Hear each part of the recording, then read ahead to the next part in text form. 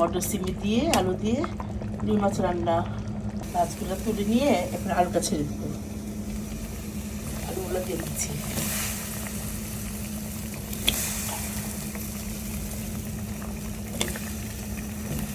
ফ্রিজে টমেটো ছিল, সেগুলো দিয়ে দিয়েছি।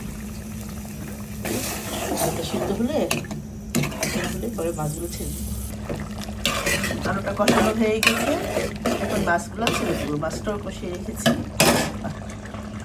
মাছগুলো ছেড়ে দেবো।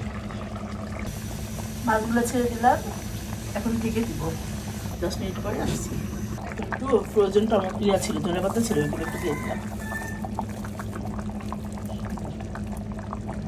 হয়ে গেল আমার এর মতো মটর সিমি দিয়ে আলু দিয়ে রুই মাছ রান্না। টমেটো দিয়ে বেশি করে রান্নাটা কেমন হয়েছে জানাবেন।